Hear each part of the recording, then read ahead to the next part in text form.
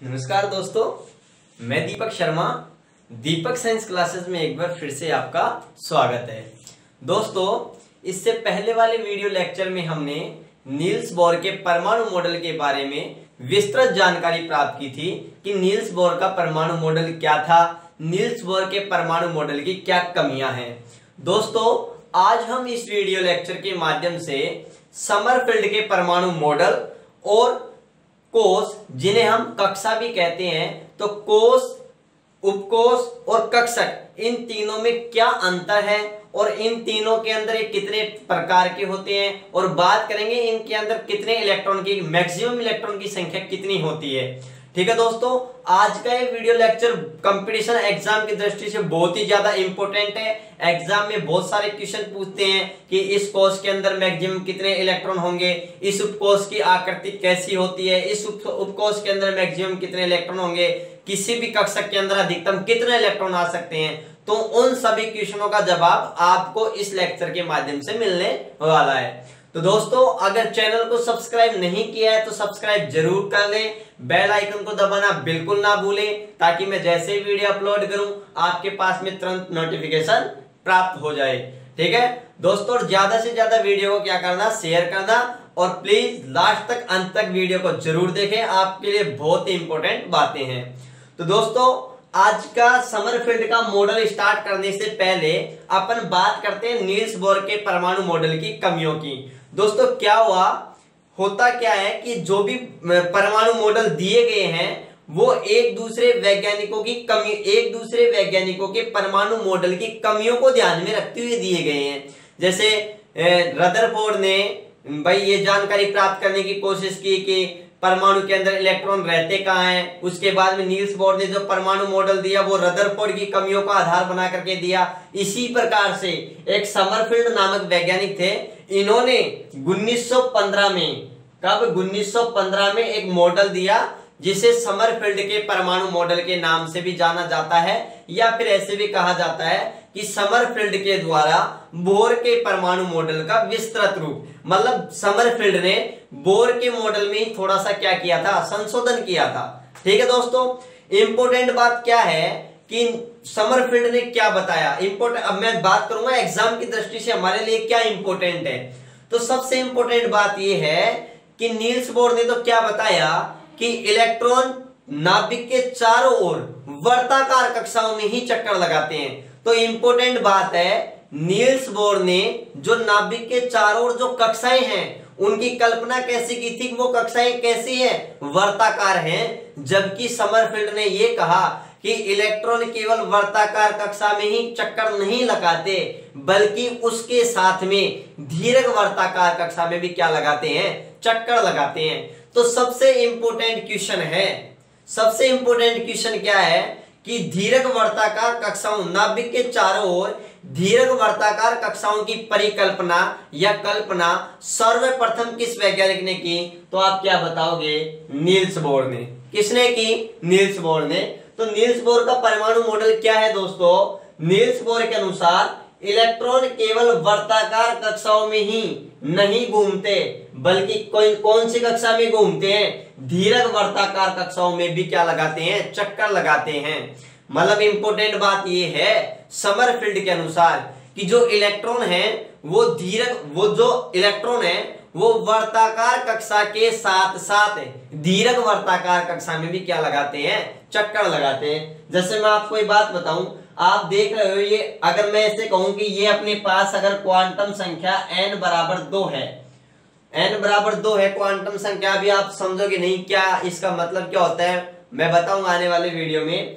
तो यहाँ पर दो कक्षाएं की संभावना बनती है कि एक कक्षा तो कैसी होगी, वर्ताकार, और दूसरी कैसी होगी, दीर्घ वर्ताकार। तो ये वर्ताकार कक्षा है, ये तो किसके अनुसार है? नील्स बोर के अनुसार। जबकि इस दीर्घ वर्ताकार कक्षा की परिकल्पना किसने की थी? समरफील्ड ने की थी। किसने की थी? समरफील्ड ने।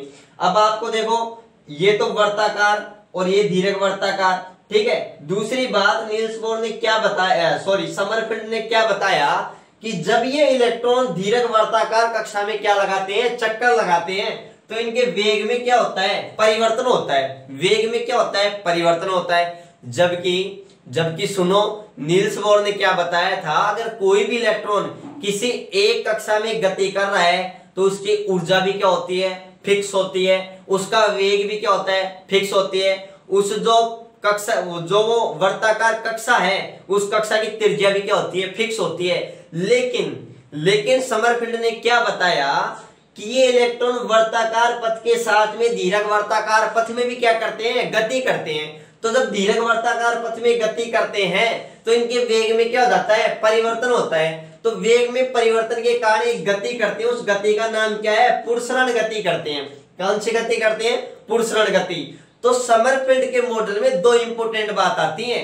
एक तो इन्होंने दीर्घ वर्ताकार कक्षाओं की परिकल्पना की, दूसरी बात इन्होंने इलेक्ट्रॉन की कौन सी गति की परिकल्पना की, कौन सी गति के बारे में बताया, पुरस्रण गति के बारे में। अब आप कहोगे सर ये पुरस्रण गति क्या है, तो बचपन में अपन एक वो लट्टू नहीं आता था जिसमें धागा बांध करके अपन तल पर छोड़ देते थे, वो घूमता रहता था, ठीक है ना। तो वो जो उस लट्टू की जो गति है ना, उस लट्टू की गति जैसी ही गति कौन सी होती है, पुरस्रण गति होती है।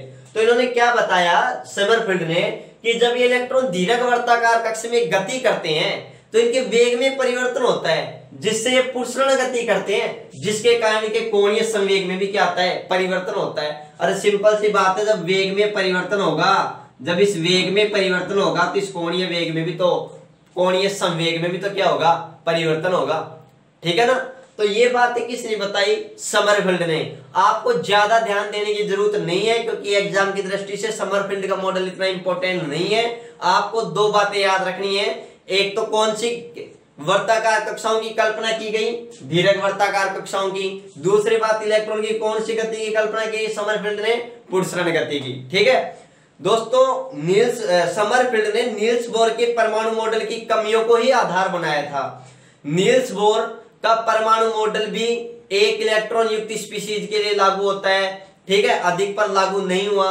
और इसकी भी यही कमी है कि अधिक इलेक्ट्रॉन वाले परमाणुओं की स्पेक्ट्रम की यह भी व्याख्या नहीं कर सका, कौन, समरफील्ड का परमाणु मॉडल, ठीक है दोस्तों।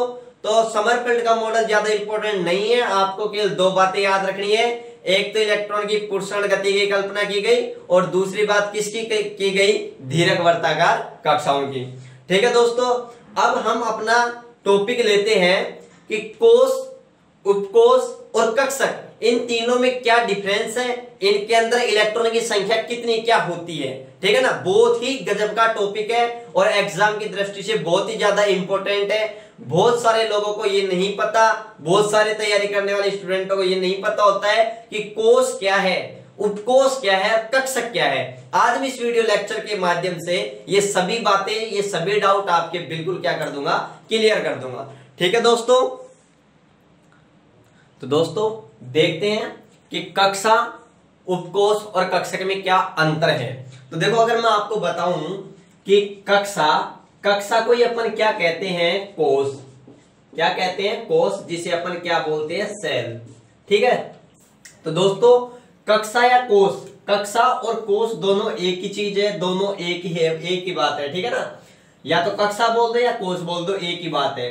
तो कोई भी जो कोष क्या होती है, अगर मैं कोष की बात करूं तो नाभिक के चारों ओर जो वर्ताकार पथ होते हैं, नाभिक के चारों ओर जो वर्ताकार पथ होते हैं जिनके अंदर इलेक्ट्रॉन चक्कर लगाते हैं, उन्हें अपन क्या कहते हैं दोस्तों, कोष या कक्षा कहते हैं। क्या कहते हैं, कोष या कक्षा, जिनको अपन या तो 1 2 3 4 5 ऐसे संख्या दे करके अपन रिप्रेजेंट करते हैं कि पहली कक्षा है, दूसरी कक्षा है। जैसे मैं बात करूं, ये मेरे पास नाभिक है तो इसके बाद में ये पहली कक्षा है, ये दूसरी कक्षा है, ये तीसरी कक्षा है, चौथी कक्षा है। तो या तो इनको क्या करो, 1 2 3 4, या तो गिनती दे देते हैं इनको नाम, इनको प्रदर्शित करने के लिए, या फिर सिंपल तौर पर ज्यादातर बोलते हैं KLMN, के से स्टार्ट होते हैं, K कोष, L कोष, M कोष, N कोष, इस प्रकार से KLMNOPQR ऐसे बढ़ते जाते हैं, ठीक है ना। तो मैं पहले बात कर रहा था कोष या कक्षा, ठीक है ना, कि पहले मैं आपको ये बताता हूं कोष कक्षा, कोष या कक्षा तो एक ही है। कोष, उपकोष और कक्षक में क्या अंतर है।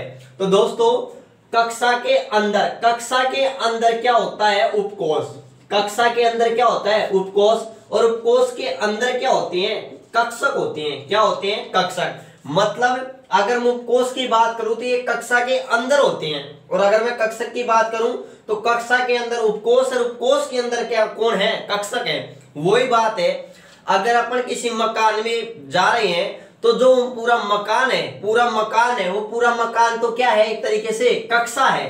क्या है? कक्षा। उस मकान में जो छोटे छोटे कमरे हैं, उन कमरों के अपन क्या बोल सकते हैं? उपकोष बोल सकते हैं। और उन कमरों के अंदर जो छोटी छोटी अलमारियां हैं उनको अपन क्या बोलते हैं? कक्षक।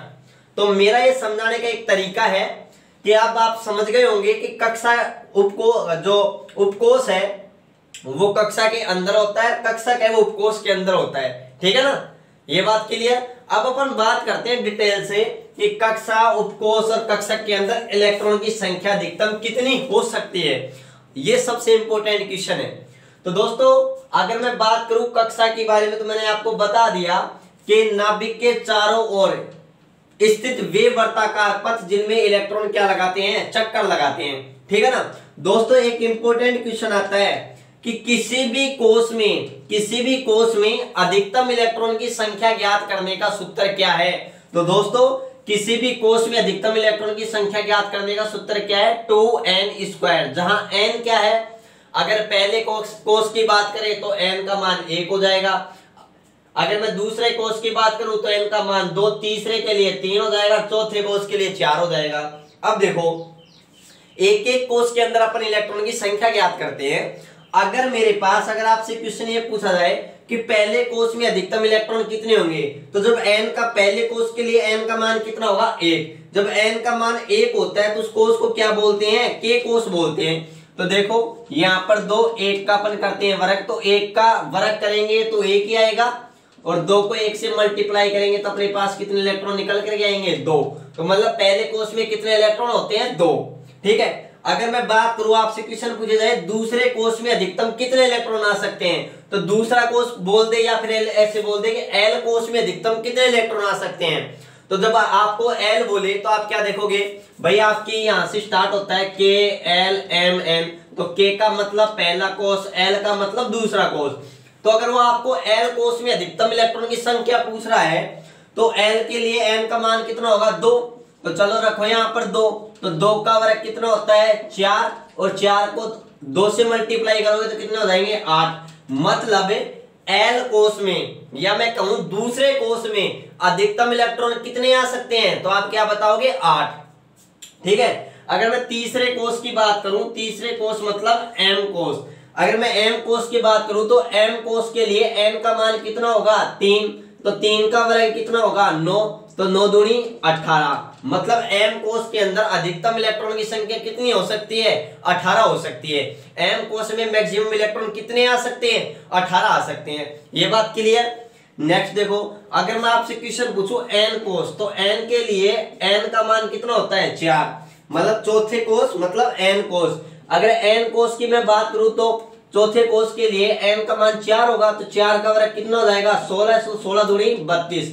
मतलब मैं ये बोल सकता हूं कि एन कोष या चौथे कोष में मैक्सिमम कितने इलेक्ट्रॉन आ सकते हैं? 32 इलेक्ट्रॉन आ सकते हैं। इसी प्रकार से के एल एम एन ओ, अगर मैं ओ कोष की बात करूं इसका मतलब एन का मान कितना है? 5। कितना है? 5। तो मैं यहाँ पर 5 का क्या कर दूंगा? स्क्वायर। तो 5 का स्क्वायर कितना होगा? 25, और 25 को 2 से मल्टीप्लाई करूंगा तो कितने इलेक्ट्रॉन हो जाएंगे? 50। तो आप देख रहे हो कि पहले कोष है, पहला कोष है, उसमें अधिकतम इलेक्ट्रॉन की संख्या 2, दूसरे में 18, दूसरे में 8, तीसरे में 18, चौथे में 32 और पांचवे में 50। इस प्रकार से 2, 8, 18, 32, 50, 72 ऐसे बढ़ता रहता है। ठीक है ना, आप एक चीज अच्छी तरीके से समझना, एग्जाम में यहीं से क्वेश्चन पूछा जाता है, यहीं से। आप तो ये फॉर्मूला याद रखना कि मैक्सिमम इलेक्ट्रॉन की संख्या कितनी होती है। ठीक है ना, उस बेस पर अपन एक काम ये कैलकुलेट कर सकते हैं। तो उससे अच्छा है देखो, एक तो कैलकुलेट करने के लिए अपने पास देखो क्या होता है, ज्यादातर तो एग्जाम में फॉर्मूला ही पूछ लेता है कि किसी भी कोष में अधिकतम की इलेक्ट्रॉन की संख्या ज्ञात करने का सूत्र क्या है। इस प्रकार से ऑप्शन में दे देता है आपको, इस प्रकार से। तो ये अपना राइट आंसर हो गया 2n²। ठीक है ना। दूसरा क्वेश्चन, के कोष में, एल कोष में इस प्रकार से क्वेश्चन पूछ लेता है कि m कोष में अधिकतम इलेक्ट्रॉन की संख्या कितनी है, तो आप तो ऐसे याद रखो 2, 8, 18, 32, 50। ठीक है, ये पहला कोष K L M N O, तो m कोष पूछे तो 18। ठीक है ना, या फिर आप कैलकुलेट कर सकते हो, कैलकुलेट करोगे तो थोड़ा टाइम लगेगा। ठीक है ना, तो इस प्रकार से अपनी ये तो अपना कक्षा का कॉन्सेप्ट हो गया। ठीक है ना, कक्षा हम किसी भी जो वर्ताकार कक्षा होती है उस प्रत्येक वर्ताकार कक्षा की अगर मैं ऐसे बात करूं, अगर मैं K कक्षा, L कक्षा, M कक्षा और M कक्षा की बात करूं तो K कक्षा की त्रिज्या अलग होगी। ठीक है ना, इस कोष की एनर्जी भी अलग होगी, मतलब पूरी की फिक्स होगी वैसे तो। ठीक है ना, लेकिन मैं बात ये कर रहा हूं जैसे मैं K और L की बात करूं तो मैं अगर बात करूं कि K कोष की जो त्रिज्या है और वो L कोष की त्रिज्या वो अलग अलग होंगी। ठीक है ना, इस K कोष की जो एनर्जी है वो अलग होगी, L कोष की एनर्जी अलग होगी। ठीक है ना, तो इनकी इसके अंदर जो इलेक्ट्रॉन गति कर रहा है उस इलेक्ट्रॉन का वेग अलग होगा और इसके अंदर जो इलेक्ट्रॉन गति कर रहा है उसका वेग अलग होगा। और ये सब चीजें अपन ज्ञात कर सकते हैं नील्स बोर के परमाणु मॉडल से, लेकिन अपने एग्जाम में ये सब चीजें पूछी नहीं जाएंगी, इसलिए मैं नहीं बता रहा। दूसरी बात, आपसे क्वेश्चन ये पूछ ले कि कौन सी कक्षा नाभिक के पास होती है, कौन सी कक्षा अधिकतम दूरी पर होती है, किसकी ऊर्जा कम ज्यादा, तो देखो वो मैं डिटेल से किसके अंदर बात करने वाला हूं, क्वांटम संख्या के अंदर। मैं आपको एक टॉपिक पढ़ाऊंगा क्वांटम संख्या, उसके अंदर मैं उसके बारे में डिटेल से बात करूंगा। फिर भी मैं आपको यहाँ पर बेसिक से थोड़ा सा बताऊं कि जो कक्षा नाभिक के सबसे पास होती है उसको कौन सी कक्षा बोलते हैं, K, उसके बाद L, उसके बाद M। तो आपसे क्वेश्चन पूछा जाए सबसे कम त्रिज्या किसकी होती है, K की, सबसे अधिक जो आपको दे रखे हैं 4 ऑप्शन में, जिस पर आकाश पूछ ले कौन कौन से ऑप्शन दे रखे हैं वो डिपेंड आपको ये पता लग जाएगा। जैसे जैसे नाभिक से अपन दूर जाएंगे तो भाई त्रिज्या तो बढ़ेगी। ठीक है ना, ऐसे। तो ये तो बात है कक्षा की। उसके बाद में बात करते हैं अपन उपकोष की। तो किसकी बात कर रहे हैं अपन, उपकोष की। तो मैंने कहा था उपकोष है वो किसके अंदर स्थित होते हैं, किसके अंदर स्थित होते हैं, कक्षा के अंदर या कोष के अंदर। देखो मैं एक एक बात कर रहा हूं। उपकोष मुख्य रूप से कितने होते हैं, 4। कितने होते हैं, 4 कौन कौन से होते हैं, एक तो अपने पास में निकल करके आता है S, दूसरा अपने पास निकल के आता है P, तीसरा आता है अपने पास D और चौथा कितना आता है F। ठीक है, तो पहली बात ये याद रखना, उपकोष कितने हैं, 4, S P D F। ठीक है ना, और आपको मैं बता दूं इन उपकोष के आधार पर ही आवर्त सारणी को मुख्य रूप से 4 भागों में बांटा गया है, S block, P block, D block, F block. अब दूसरा क्वेश्चन आता है अपना, क्वेश्चन क्या आता है कि S उपकोष में अधिकतम इलेक्ट्रॉन की संख्या, किसकी संख्या, अधिकतम इलेक्ट्रॉन की संख्या कितनी होगी। तो दोस्तों S उपकोष में अधिकतम इलेक्ट्रॉन कितने आ सकते हैं, 2, P में कितने आते हैं, 6, D में कितने आ सकते हैं, 10 और F में कितने आते हैं, 14 इलेक्ट्रॉन। तो ये बात आप याद रखना कि S उपकोष में अधिकतम कितने इलेक्ट्रॉन आते हैं, तो आप क्या बताओगे, 2 इलेक्ट्रॉन आते हैं। एक बात याद रख लेना, फिर इस 2 में 4 जोड़ दो, +4 कितने आ गए, 6, फिर +4 कितने आ गए, 10, फिर +4 कितने आ गए, 14 इलेक्ट्रॉन।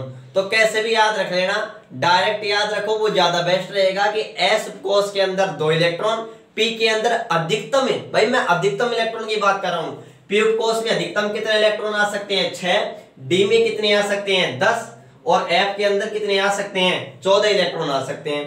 तो एक तो अधिकतम इलेक्ट्रॉन का क्वेश्चन हो गया।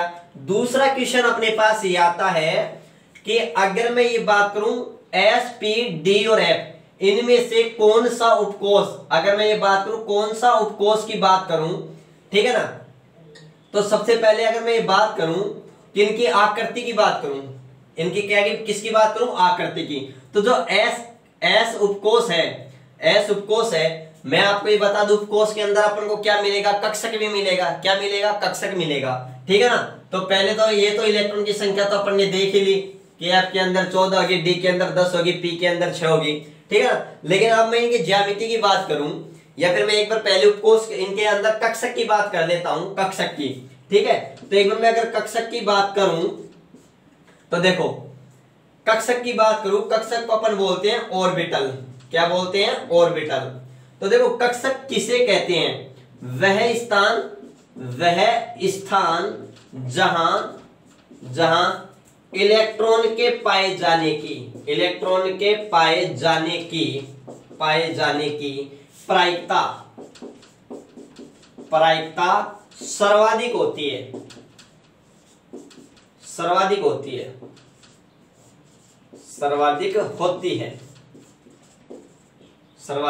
है।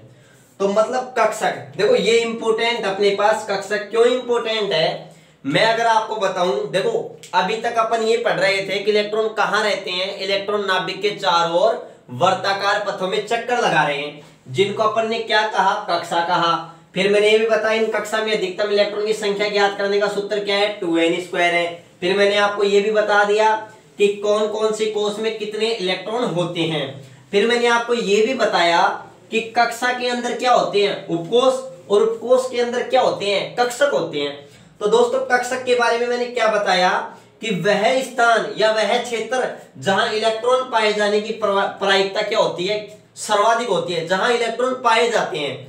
तो देखो दोस्तों सिंपल वे के अंदर अगर मैं बात करूं, ये अपने पास S उपकोष था, ये अपने पास P था, ये अपने पास D था और ये अपने पास F था। तो मैं आपको बता दूं, जो S उपकोष है इसके अंदर केवल कितना कक्षक होता है, एक। मैं कक्षक को इंडिकेट कर रहा हूं डब्बे से, आपको समझाने के लिए किससे प्रदर्शित कर रहा हूं, डब्बे से।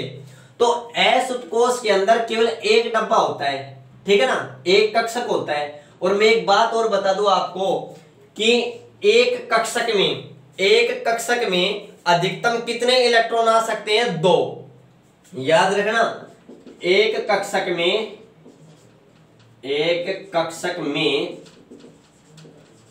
अधिकतम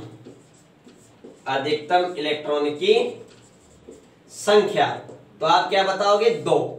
और याद रखना वो 2 इलेक्ट्रॉन जो आएंगे वो एक दूसरे के विपरीत चक्रण के आएंगे, मतलब 2 इलेक्ट्रॉन आएंगे लेकिन उनकी डायरेक्शन क्या होगी, विपरीत। अगर एक क्लॉकवाइज है तो दूसरा क्या आएगा, एंटी क्लॉकवाइज। क्यों, क्योंकि आपको पता है 2 इलेक्ट्रॉन पर कैसा आवेश होता है, ऋणावेश। तो 2 ऋणावेश एक जगह स्थायी नहीं रह सकते, क्योंकि उनके बीच में क्या होगा, प्रतिकर्षण होगा। लेकिन उनकी अगर डायरेक्शन, देखो ये 2 इलेक्ट्रॉन अगर ये मान के चलो, अगर इन दोनों की मुंडी अगर इन दोनों को, दोनों इलेक्ट्रॉन का अपने ऐसे रखेंगे, तो देखो पास रहेंगे तो कुछ बात करेंगे तो लड़ाई झगड़ा भी हो सकता है। इसलिए क्या करते हैं, इन इलेक्ट्रॉन में कम से कम लड़ाई झगड़ा कम हो रहेगा तो ज्यादा देर तक टिकेंगे, तो एक इलेक्ट्रॉन की डायरेक्शन ऐसे कर देते हैं, ठीक है ना। तो ये दोनों क्या हो गए, विपरीत दिशा में हो गए। अब बात कम करेंगे, ठीक है, तो लड़ाई झगड़ा भी कम होगा, प्रतिकर्षण कम होगा, तो ये ज्यादा देर तक रहेंगे, ठीक है ना।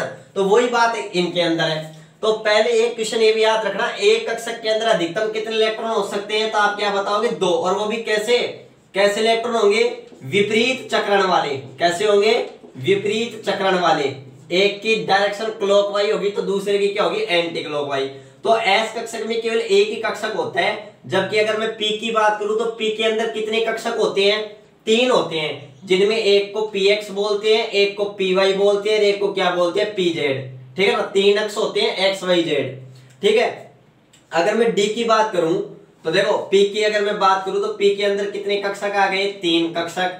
और ये 3 कक्षक अपने पास किस तरीके से रहते हैं, एक PX, PY और PZ, ठीक है। इसी प्रकार से D के अंदर कितने कक्षक होते हैं, 5 कक्षक होते हैं। कितने कक्षक होते हैं, 5, ठीक है। इनके भी नाम से अपने को कोई दिक्कत नहीं है, DXY, DYZ, DZX, DX² - Y² और DZ²। ये अपने पास कितनी हो गई, 5 हो गई।